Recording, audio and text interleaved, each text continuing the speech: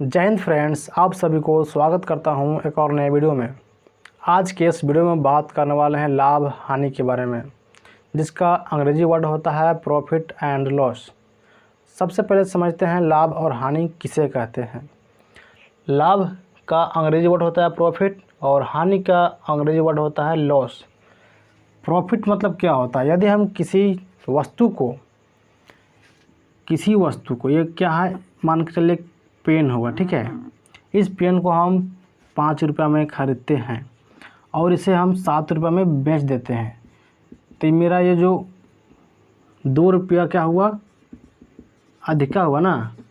5 रुपये में जब खरीदे और 7 रुपये में जब बेच दिए तो मेरा कितना बचा? अधिक में 2 रुपया बचा, ठीक है। तो ये 2 क्या हुआ मेरा? ये प्रॉफिट हुआ।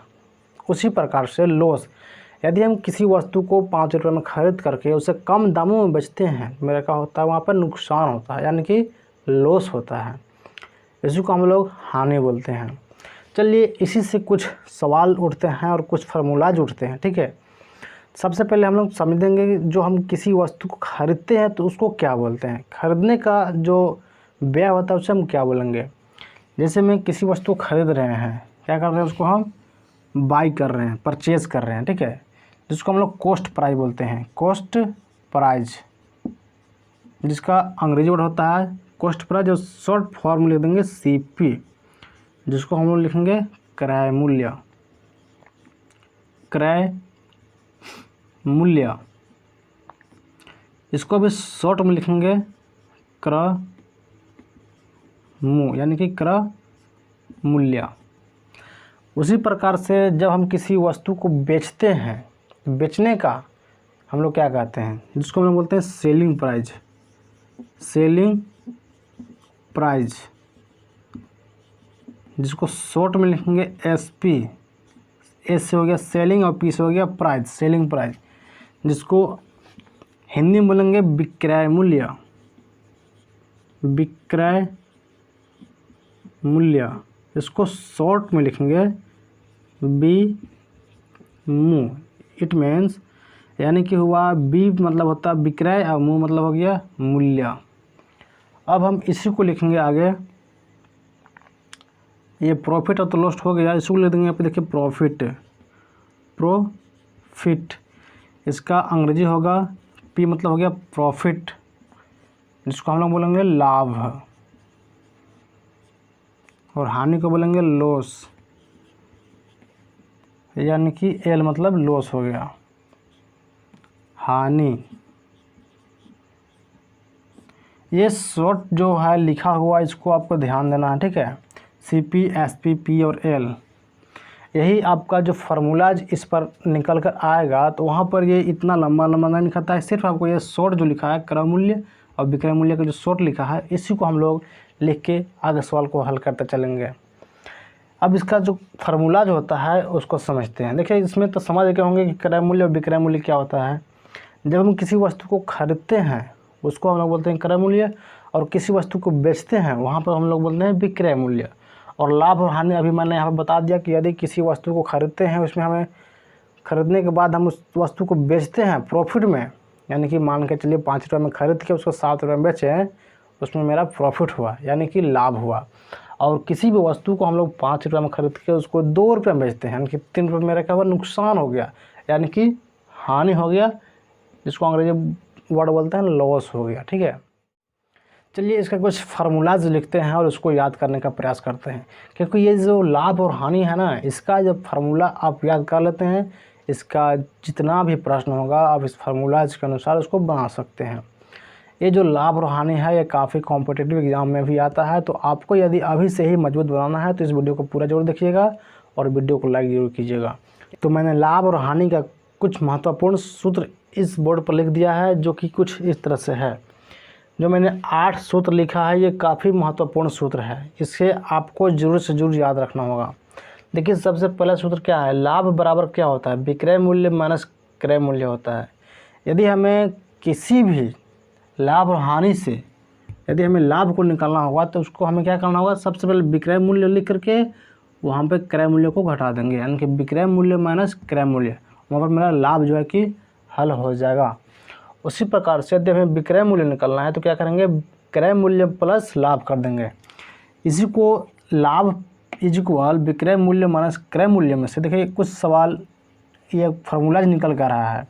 यदि हमें विक्रय मूल्य निकालना होगा तो क्या करेंगे, क्रय मूल्य और ये जो लाभ हुआ इसको जोड़ देंगे, यानी कि क्रय मूल्य प्लस लाभ कर देंगे तो क्या निकलेगा, विक्रय मूल्य निकल जाएगा। अब उसी में से यदि हमें क्रय मूल्य को निकालना होगा तो क्या करेंगे, क्रय मूल्य इज इक्वल विक्रय मूल्य माइनस लाभ, ठीक ना, ये मेरा क्रय मूल्य निकलेगा।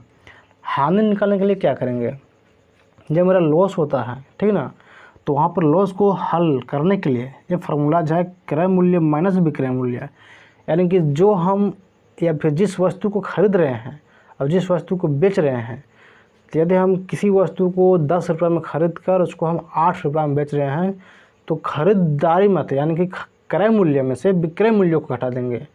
यानी कि जो मेरा खरीद रेट है 10 रुपया है, उसमें से जो 8 रुपये बेचे 10 में से 8 घटाएंगे तो क्या बचेगा, 2 बचेगा। 2 मेरा क्या हुआ, यहाँ पे हानि हो गया ना। अब देखिए क्रय मूल्य निकालने के लिए क्या करेंगे, तो विक्रय मूल्य प्लस लाभ करेंगे तो मेरा क्रय मूल्य होगा, यानी कि खरीदारी होगा, रेट जिसको हम लोग खरीद रहे हैं वहाँ पे मेरा क्रय मूल्य निकलेगा।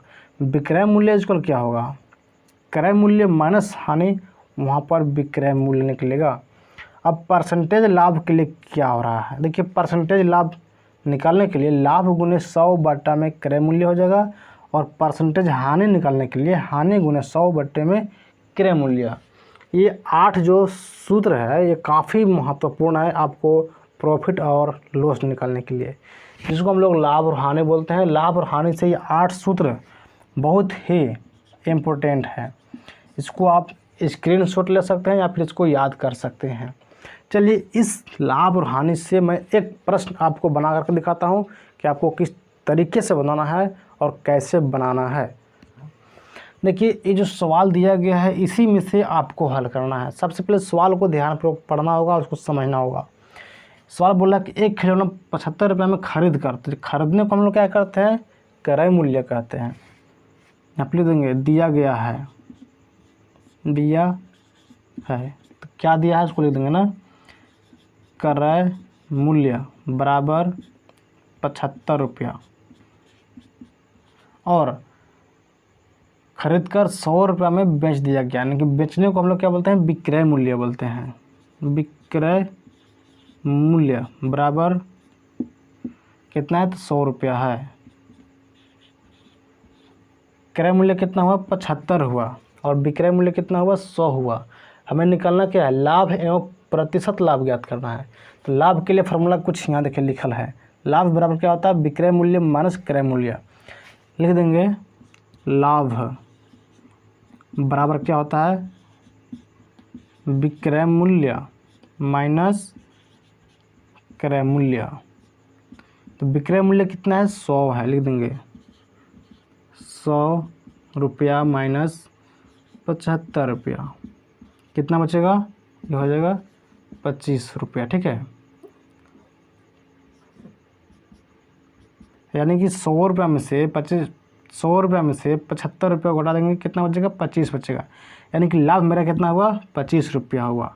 अब हमें निकालना है प्रतिशत लाभ निकालना है। तो प्रतिशत लाभ निकालने के लिए फार्मूला होता है लाभ गुने 100 बट्टा में हो जाएगा क्रय मूल्य। इस पर आपको बैठा देना है, मेरा लाभ कितना हुआ, 25 हुआ।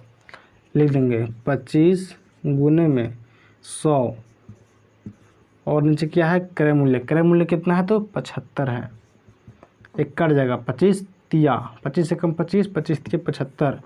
100 बटे क्या हुआ, 3 हुआ, क्योंकि 100 गुने करेंगे 100 हो जाएगा, और नीचे कितना होगा, सिर्फ 3 होगा, 100 बटे 3। इसको हम पूर्णांक में निकाल सकते हैं, यानी कि 3 भाग करेंगे 100, 3 भाग कर देंगे 100, 3 3 9, 10 में से 9 1, ये 0 हो जाएगा 10, 3 3 9 बट्टे में क्या हो जाएगा, शेष में 1 बचेगा, ठीक है।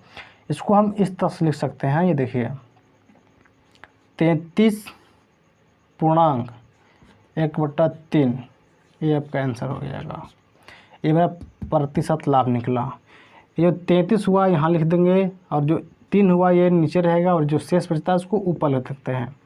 यानी कि 33.1/3 ये आपका प्रतिशत लाभ निकल के आ गया।